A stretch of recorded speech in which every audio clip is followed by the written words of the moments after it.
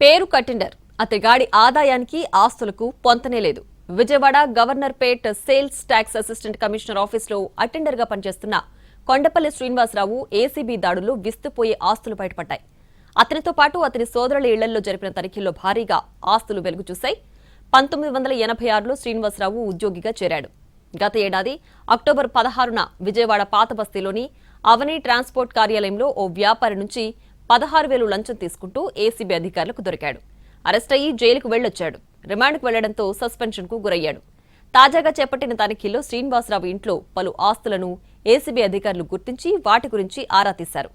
ఒక భవనం, 41 లక్షలతో కొన్న ఇంటి స్థలం వివరాలు దొరికాయి.